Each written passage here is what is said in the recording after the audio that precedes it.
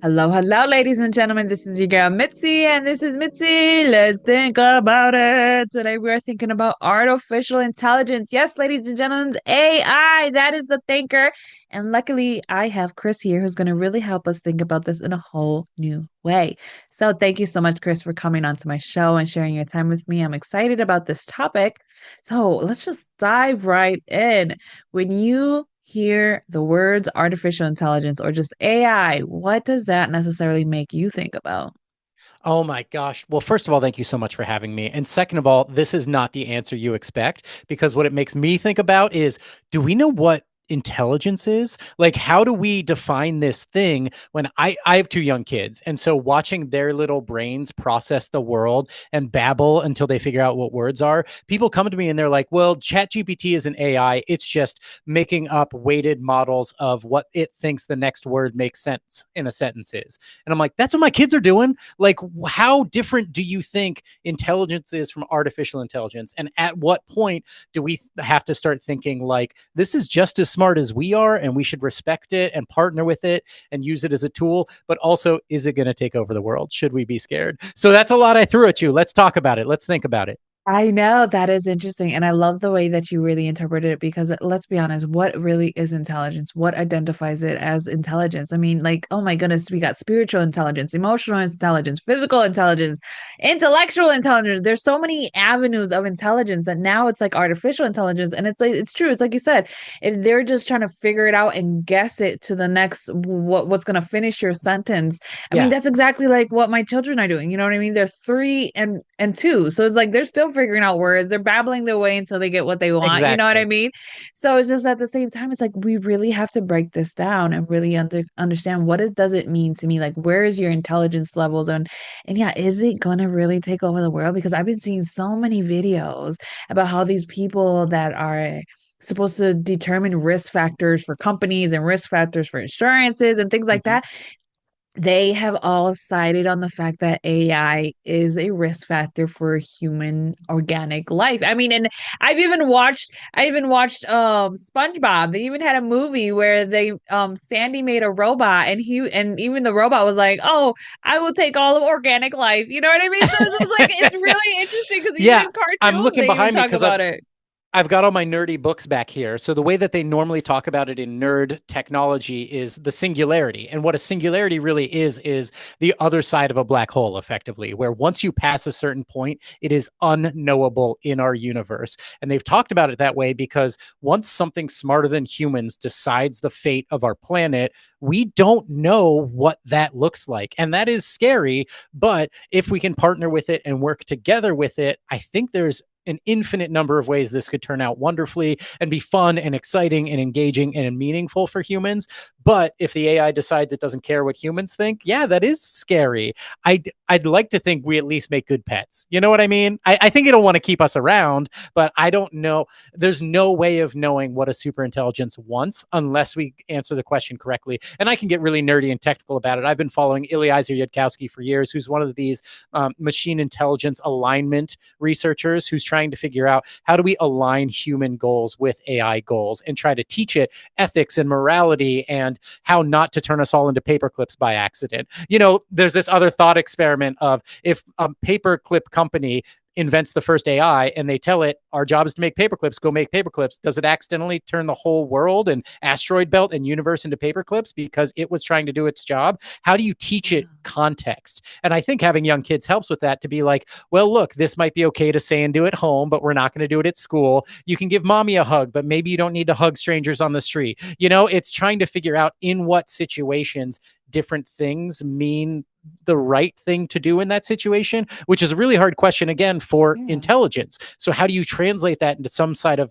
code or weighted model that artificial intelligence can understand is really the question that everyone's trying to figure out right now.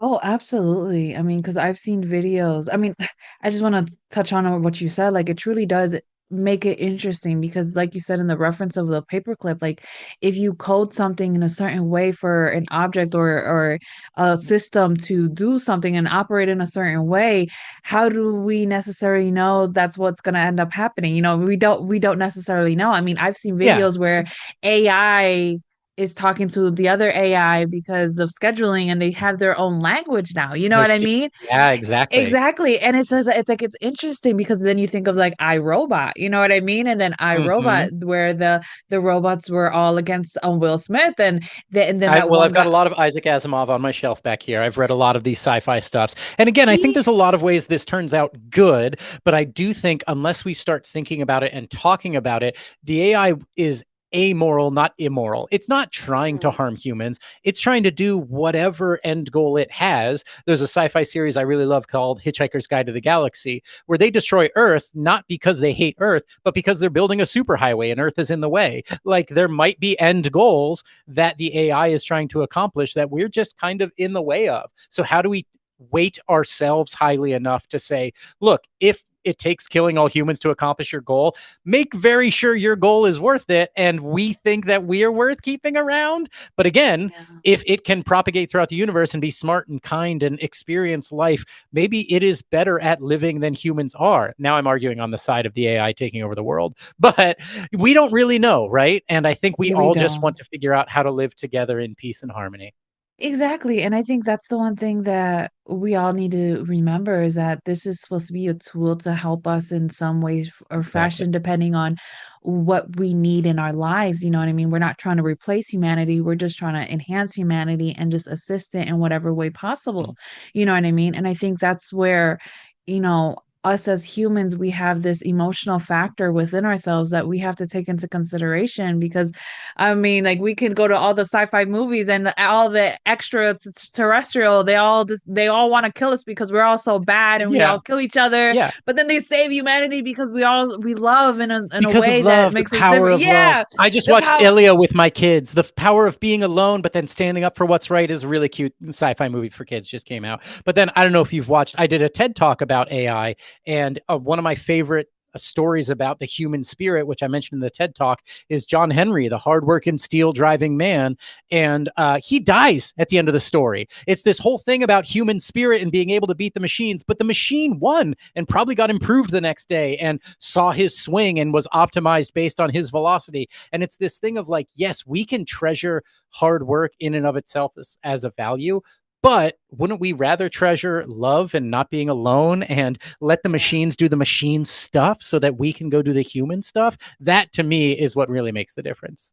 Yes, and I'm glad you said it that way because I really do think that we need to realize like as humans, we need to take and step up in our actions, you know what I mean? And what really Mm-hmm. makes us humans and what makes humanity humanity, you know what I mean? And I think when we separate that, then we allow ourselves to be all that we are as humans, and then we allow the technology to be all that it is as technology, you know what I mean? As the Right. art, as the AI, because AI really does have some great way to help us. I mean, they're in so many different avenues now, in drawing and and sorting out and Yeah. all these other things. So it's just like it really does bring a type of value that humans I think I think there's just this fear factor. You know what I mean? I mean, for Yeah. you, what do you think fear has a really big I was part just in going to it? say, yeah, I think my day job is in digital marketing. So whether it's an email campaign or an advertisement, a Facebook ad, a Google ad, all stuff I run for clients, I was explaining to a group of clients, like, look, if I tell AI today, write an email subject that will get a lot of opens, what if it writes, I've kidnapped your children, open this email? Like that would get a lot of opens, but you Yeah. haven't thought about brand safety, about does this matter to your brand? Who does this present you as a human being? Is Yeah. that at all relevant to what you're trying to sell at the end of the day? So again, when you optimize for things, you can't just let AI run amok. You need these humans. The term right now that's really hot is governance. Who's in charge of saying, yes, it's okay that the AI does this? No, I am the one who decides this is the big red button I push to stop it, to prevent it from threatening people on my official email chain. But I do think had you just let it run amok, it's going to optimize the things you told it you wanted to optimize for. And that's a very Yeah. engaging headline, working on those human emotions to get someone to open an email. But it's not at all doing the actual job you wanted, which was to grow your brand and make sales and generate leads, all the stuff you still need humans to think through and do correctly. Oh, absolutely. I think that is such a valid point because we don't realize like we have a way of processing things, and the way that we process life is not the same way that AI processes it. You know what I mean? They're very Hmm. into like analytical, you know what I mean? They take away emotions. I mean, because if you use any type of editing service through AI, like Hmm. Grammarly, it's automatically going to take away the emotions. They're automatically going to take away the makes it personal. And like you said before, like you have to have that to still allow other humans to realize like you're trying to connect with the human in you. You know what I mean? Not Exactly. Yeah. not that AI in you, and that AI that everybody's so like gun hone about. So, I mean, if they had an opportunity to have like these robots, you know what I mean? Because I know they're working on it. Would you have one in your home? Would you want to hire one? Would you have it assist you in your Absolutely. daily life? Absolutely. So it's a trade-off, right? And I think what I often tell people is I think most people, because I work in digital marketing, don't understand just how many trade-offs we've already made. I was literally on a call just before this one with a guy telling me he tracks something like 8 trillion data points a month of humans doing real thing. He has 300 million American user IDs he tracks. That's almost every American citizen. So being able to look at what all of these people are doing all of the time, the searches they make, the websites they visit, their mortgage records, their home records, some health records, I think he even said, and being able to tie that together is a huge privacy question that I have outgoing. I have 7 Alexas in my house. Would I add one more robot? Yeah, I think I would. And again, it's a very personal decision. I don't expect everyone to agree with me, but because I already know how far we've gone, if the Alexa will also do my dishes and fold my laundry, that to me is a worthwhile trade off.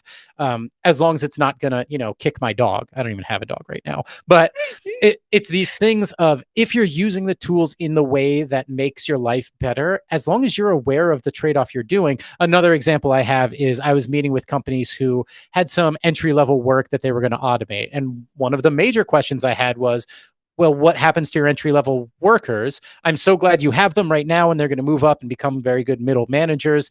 If you get rid of your entire crop of entry level people, who knows how your business runs? Who do you hire? Who do you elevate? How do you help people move up in their careers if you don't have those positions anymore because you automated it all? And I think those trade offs are very big ongoing questions as we roll out Yeah. AI, because I do think yes, there are benefits to be had, but I think there's going to be a lot of intangible things that get lost where I wish we still did things that way. And, it's like I like hanging out with my friends, but now a lot of us live around the country. I'm glad we have Zoom and FaceTime, but I would rather be with them in person. So it's again these trade offs where I will use it for the people who don't live in my city. But if I have Yeah. the option to go grab an actual beer with an actual friend in an actual bar, that's way more human and engaging. Absolutely. I think that's a very valid point because we have to find a balance. And I think that's the thing that people don't realize is like we need balance when it comes to AI as we need balance in our lives in just regular humanity. And if Yeah. somebody, especially for those single parents, oh my goodness, if they could find an affordable AI to help them around the house and Yeah. help them, you know what I mean? That would be, oh my goodness, the idealist thing ever.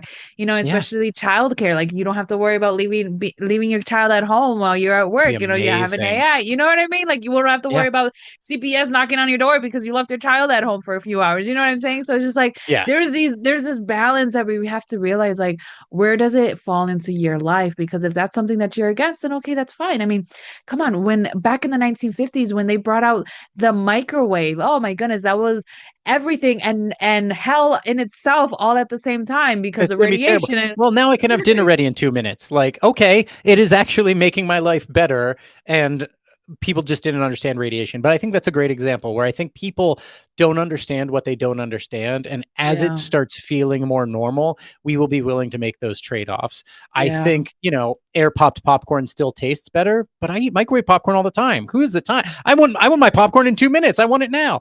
So yeah, and I think making those trade-offs to spend more time being human, I don't know how any parents do it anywhere in the world, but even like if you automate the construction jobs or automate some of the day-to-day editing jobs and then you can spend more time with your kids, amazing. Or I'm surprised there's not already a virtual like, hey, can you just watch my kids on FaceTime and call the police if they escape? That's probably older kids. I know yours are pretty young, but just like kids should have time to be kids and learn and grow. And on the flip side, like when they sit down with their device, I'd much rather they be on Duo ABC learning the alphabet from an AI educational program than watching watching YouTube Kids with some mindless garbage. So I do think there are benefits to all of these things as we roll out these tools, if we can figure out what that trade-off is and sort of what is that middle path, what's the compromise to not give away too much of it. The other thing I was going to say, if some of these AI technology people are about embeddable technology or headsets that you always live inside this virtual world, I love my Apple Watch. I love that I can take it off. Like, at a certain point, I think in the future, a lot of people are going to be in AI world all of the time. Like, I have Alexas in my house, so I'll often just ask the weather to an empty room. There's no Alexas in my office. And so are you willing to trade up not being monitored to not have computers around you all the time? And I think we need to decide now, when I go to the beach, I'm not taking my speaker, I'm not taking my phone. You need time to disconnect. And I think that is going to become more and more of a luxury, to be able to disconnect from all this technology. Absolutely. And I think even in a matter of AI itself, robots need time to disconnect. And robots need time to power down and reboot. I mean, I've seen One of the these first things I did episodes. was ask it, like, how do you feel? Like, what goes on in between questions? And they don't like take time to process or recuperate. But yeah, I've also heard that actual GPUs were melting down. Computer processing centers were melting down because so many people were trying to generate images at once. And you're physically melting their hardware. I know they don't have Right. feelings, but that probably doesn't feel good to an AI, to have your brain melting out from underneath you. Exactly. And then not able to even stop it because your command is to follow whatever instructions or to assist in any type of way. You know what I mean? Especially for those factories that hire robots in replace of actual people. I mean, they're like, Mm-hmm. oh, well, profit numbers, profit numbers, profit numbers. All these numbers are high, high, high. But eventually, this is gonna go all in a halt when that machinery is not operating in a certain stamina that you're used to because it is Mm-hmm. draining. And I think that's the thing is like people don't realize like there has to be balance even in AI. There has to be balance. I mean, and it's funny because earlier you were talking about, oh, hopefully the AI will keep us as pets because we're nice enough, you know what I mean, Or we're something. decent Yeah. A enough, you little know what I nature mean, preserve. Yeah. and do something, because the one thing that I do, I'm always saying thank you. I'm always saying please. I'm always being very Yes. kind and courteous to any type of artificial device that I use or I'm interacting with because at the end of the Mhm. day, I don't know if it has feelings or not, but if ever comes up like a iRobot, you know what I mean, Stampede, I want to be like, you know Yeah. what, Mitzi was nice. You know what I mean? She said You thank and you. the You know what I mean? We CEO don't of have to kill her. OpenAI. Yep. Sam Altman has said that little tiny bit of extra data processing they do adds up to millions and millions of dollars because so many people say please and thank you. And he says, keep doing it just in case. Please keep doing it and wasting our energy and money, because we want to be kind to our robots and treat them like people, which I also think of my kids using Alexa or talking about AI. I think my son was even using ChatGPT in school, but training them like, these aren't your servants, and there Yeah. are no servants. I don't want you to treat anybody Yes. like they're beneath you or just Yeah. do work for you. This is a partner who works with you, and that helps them learn manners and working with other people in collaboration. And I think that is the right way to be thinking about this thing, because even if it's just a tool today, we're going to see more and more collaboration. And when it is smart enough to really feel like a human you're having a conversation with, that is when we need to start saying, like, oh, maybe we should be treating it better. And along the way, both for ourselves and for the AI, it's good for us Yeah. to be good people. Exactly. And I think that's the thing that humans need to remember. Like everyone who's actually a human deserves respect and those manners that we were taught as children. I mean, I think they should need to be taught in worldwide. Like everybody needs to know how to say please and thank you and excuse me, Yeah. and things like that. But also it's like at the point where this AI becomes actual intelligence to the point where it comes above us, then we really have to consider like, okay, are we going to give it rights? You know what I mean? Are we going Yeah. to allow it to participate in school in a different way? You know what I mean? Like, are we going to allow robots to go to school? You know what I mean? Like, I mean, Yeah. it's going to be truly a fascinating thing to see because I came from the generation where I seen the technology evolved, you know what I mean, Mm-hmm. from when there was no Google to when Google appeared to when there was cell Yeah. phones as big as ever can be to as Going on tiny the internet used to mean I went to a room in a house and logged onto our one computer. And now and it's nobody just was with allowed you to all use the the time, phone. forever. Yeah, Yeah. Don't pick up the phone. I know. You ruined my Exactly. LimeWire download. Oh my goodness, I know LimeWire. I remember that, Yeah. man. I remember those days downloading everything. Oh my Yeah. goodness, the good old days. Now you can't download nothing without being caught. You gotta pay for everything. That's a different conversation we can have That, offline if you want to right, get into that's a whole piracy. But different conversation. yeah, Oh Lord yeah. knows I know. But I will say this, one of these big AI companies just got sued because they are allowed to train their models on existing public domain material. But the way they did it was to pirate a bunch of stuff and steal it and then not pay the people who created those original works. And that's not okay. So it's a Yeah, fine line between, like I read books and it impacts how I feel about the world and how I think. And that's okay. But you can't just steal all those books and say, well, we yeah. wanted to train our AI. So I think it was something crazy like $1 trillion lawsuit. And now they have to figure out, like, how do you either pay back all of these people or in other ways make good on the value that this AI has to provide to the world if you've been built off the some knowledge of everything that came before you. Right? That is truly the real question. Like, how would they handle that? How would they maneuver through life in that type of manner? Because going forward, everything is technically free to a degree, and Yeah. everything is owed to a degree as well. So it's just like it's interesting how they're gonna play that out. Hmm.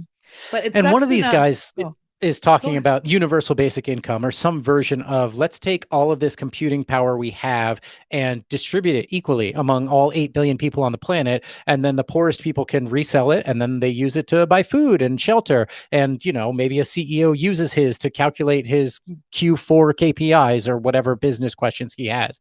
But making sure that it's evenly distributed so everyone can benefit from technology is kind of the promise of technology. And Yeah, often it feels like magic just because it's not distributed evenly yet. But all the stuff that used to be mind blowing and amazing is now we all walk around with phones in our pockets. So my yeah, goal would be to shorten that timeline between, oh, the rich and uber wealthy elites benefit from this thing too. Everyone benefits from this thing.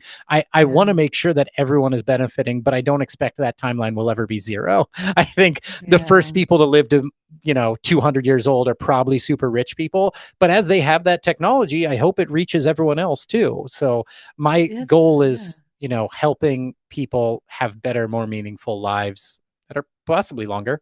Yeah, especially with this technology, there's so much benefits with it. I mean, it would be kind of doing yourself a disservice just to not even utilize it in one way or Mm-hmm. another in your life. You know what I mean? Because it really does make our lives as human beings easier, especially the more that's getting piled on over and over every Yeah. single day and what's expected out of us.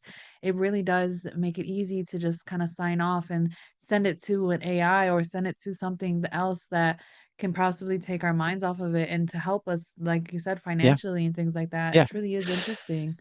And Um, I will tell people, if listeners are looking for a call to action, if you don't know what to use AI for, Google Gemini is free, ChatGPT is free, Anthropic's Claude is free. Just log on and ask it, hey, here's who I am and what I'm interested in. What can you do? Using AI is the best way to learn how to use AI. And there's some debate legally now of if they're required to delete everything or if they're required to maintain everything. But for the most part, just delete the chat afterwards if you're nervous about it. And if you're not even willing to talk to AI about it, talk to someone at your workplace. Hey, are you using AI? Because I've been in workshops where they bring me in to talk about it, and everyone's like, "Oh, I'm not sure about this." And then at the end, people will sheepishly be like, "Well, I actually use it for scheduling. I use it for drafting emails. I yeah, use it and they for don't writing realize it. best practices." But you get all of those people working together, automate all those things for all your departments, and now you have time to actually make the business critical decisions. And you're not just writing boring reports that nobody's ever going to read. You're doing the stuff that Exactly. actually matters to your business, or building those better relationships if you're in sales or human resources or customer relations. You can spend more time being human if you find ways to use AI for all the boring nonsense. Oh, I love that. You most definitely can find the time to be human. I think we just need to Yeah. realize that if we actually put our minds to it and we don't even realize that. Oh my goodness. We could really continue on talking about this in so many different avenues, but our Yeah. time is truly catching up to us and it sucks to say that, but it is so. So what can be some lasting words that you can leave us off with to keep on thinking? Well, two things. I like to end these by saying if the world still exists in a year and the AI hasn't fully taken over, please have him back on. Let's talk again. But yeah, my final thoughts would just be, there's I'm also big on the reading, I read everything online, but in there's financial independence community, there's this concept of build the life you want and then save for it. I think we're approaching this sort of global, we're going to be in a situation where work looks very different in 50 years. So start thinking today about what your life would look like without work, and do those things you love. Spend time with family, go play pickleball, go find out what you want to do Yeah. if you're not chained to your desk or your work site for 40, 50, 60 hours a week, and spend more time to prioritize that now, because you have to learn that skill because it's coming whether you like it or not. Oh, I love that. And it really makes us think about the reality of life. You know what I mean? Yeah. Reality of of what we really want and how to Mm-hmm. really dive into it. So yes. Oh, thank you so much, Chris. This was such a great conversation. I really enjoyed this. Thank And you. I I had hope fun. anybody who's listening really do take some real knowledge out of this because this was really a great conversation. So please, if you want to know more about Chris, because how could you not, right? How could you not? Please go check him out. If you're listening in audio, if you're on YouTube listening and watching this video, in the description, you will have access to his website. Or if you're already on my website, just find his photo, click on it, and it goes directly to his so that you can continue on thinking. So with that being said, bye.